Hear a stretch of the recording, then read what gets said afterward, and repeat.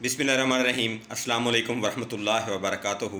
नाज़रीन मोहतरम, अल्लाह सुब्हानहू व तआला से दुआ है कि अल्लाह सुब्हानहू व तआला सदका मोहम्मद वाले मोहम्मद सल्लल्लाहु अलैहि वसल्लम हम में से जितने भी लोग बीमार हैं अल्लाह सबको तंदुरुस्ती से अता फ़रमाए।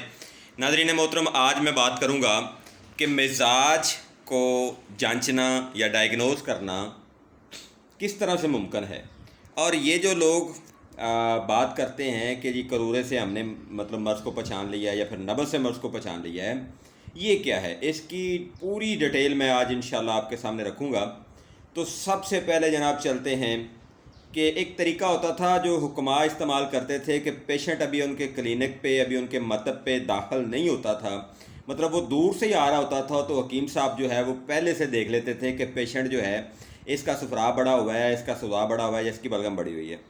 अब उसमें वो क्या देखते थे, उसमें मेरे मोहतरम नाजरीन वो देखते थे कि पेशेंट जो है उसका कलर क्या है, यानी वो पीला कलर है, वो ब्लैक कलर है या फिर वो वाइट है। नंबर एक तो ये नोट करते थे। नंबर दो वो ये नोट करते थे कि इस पेशेंट का जो बॉडी है वो कैसी है, मतलब पतली है, मोटी है या फिर बिल्कुल नरमो मुलायम और ढिलकनी सी है। फिर तीसरे नंबर पर वो ये नोट करते थे कि इसके जो चलने का अंदाज़ है वो क्या है, एक्टिव है, बहुत ढीला सा है या फिर अठरा के चल रहा है। तो ये तीन चीज़ें वो नोट करते थे। दोस्तों, आज जो है वो तिब जो है वो क्यों खुडे लाइन लग रही है, उसकी वजह क्या है, उसकी वजह पे भी एक वीडियो मैं बनाऊंगा इंशाल्लाह। और आप लोग कमेंट्स करते हैं तो मेरा हौसला बढ़ता है, और स्पेशली जब हुक्मा के कमेंट्स में पढ़ता हूँ। देखिए, एक तो ये तीन चीज़ें आपने नोट करनी है। आपके मतलब पे पेशेंट आया है तो आपने देखना है कि उसका जी कलर क्या है। दूसरा आपने देखना है उसका वेट क्या है। तीसरा आपने ये नोट करना है कि क्या उसका सांस तो नहीं फूला हुआ, क्या वो उसके कोई घुटने गोडे दर्द तो नहीं कर रहे, वो आसानी से आ रहा है या नहीं आ रहा। ये तीन चीज़ें आपने नोट करनी है। उसके सलाम बुलाने से पहले, उसके बैठने से पहले आपको ये पता होना चाहिए कि यार जो मेरे पास पेशेंट आया, मेल या फीमेल, इसका जो कंडीशन है वो क्या है।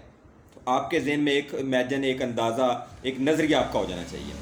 नंबर टू, आपने उसकी नब्ज़ को देखना है। तो नब्ज़ में कई दफ़ा धोखा होता है। वो किस तरह से, जिस तरह से मैं बता चुका हूँ कि असाबी और गुद्दी नब्ज़ में धोखा होता है।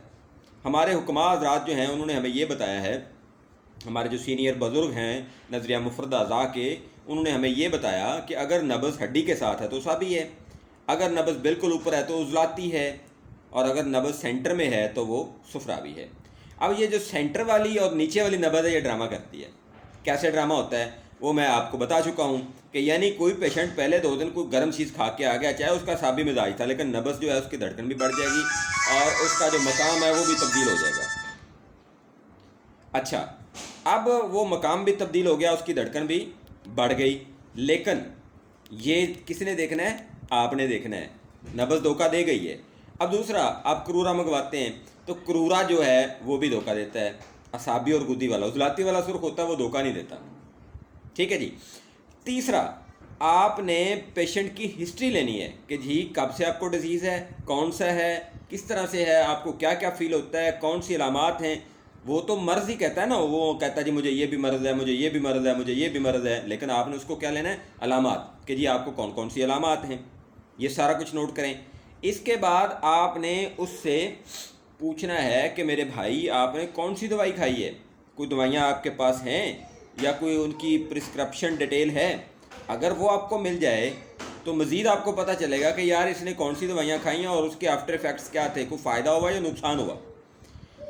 फिर जाके आप जो है उसकी नब्ज़, उसका क्रूरा, उसके जो अलामात आपने देखी, उसके अलामात जो उसने बताई, और फिर जो सारी डिस्कस हुआ, नब्ज़ का सहारा आपने लिया, ये सारा कुछ जमा करके कैलकुलेट करके एट द एंड आपने फिर भी पेशेंट की जो बातें हैं उसको फाइनल करना है, क्योंकि तकलीफ़ उसको है, आपको नहीं है। नब्ज़ धोखा दे सकती है, आपको क्रूरा धोखा दे सकता है, आपका नज़रिया या मफरूज़ा जो आपने कायम किया है वो धोखा दे सकता है, लेकिन जिसको तकलीफ़ है वो धोखा नहीं देगा। वो आपको सही बताएगा कि मुझे यहाँ पे दर्द है, या मुझे बुखार है, या मुझे मोशन है, या मुझे कब्ज़ है, या मुझे जो भी मसला है, ब्लड प्रेशर बढ़ता है या कम होता है, वो सारा कुछ बताएगा।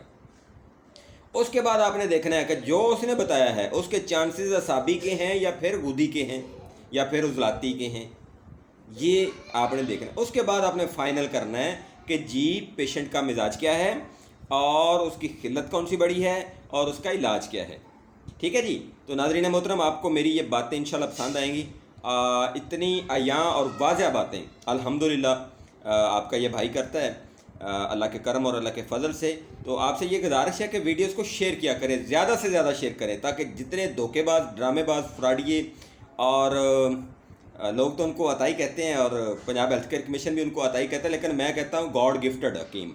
تو وہ گاڈ گفٹڈ حکیم ہوتے ہیں بھائی, ان کو اللہ تعالیٰ کی طرف سے کچھ عطا ہوا ہوتا ہے. ان کے پاس کسی ایک ڈیزیز کا علاج ہوتا ہے, سب کا نہیں ہوتا, اور ان کو یہ نہیں پتہ ہوتا کہ مزاج کون سا ہے, اخلاق کون سی بڑی ہیں, کیا ہوا ہے, لیکن ان کے پاس کوئی نہ کوئی ایک نسخہ ضرور ہوتا ہے اور وہ نسخہ لے کے وہ چل رہے ہوتے ہیں اور ان کا معاملہ چل رہا ہوتا ہے.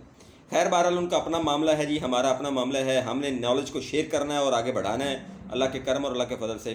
مجھے اپنی دعاؤں میں یاد رکھیں, ویڈیوز کو لائک اور شیئر ضرور کیا کریں. آپ کے کمنٹس مجھے حوصلہ دیتے ہیں, آپ کمنٹس نہیں کرتے, آپ کو زیادہ سے زیادہ کمنٹس کرنے چاہیے تاکہ مجھے اندازہ ہو کہ کتنے لوگ مجھ سے پیار کرتے ہیں. فی امان اللہ, اللہ حافظ, السلام علیکم.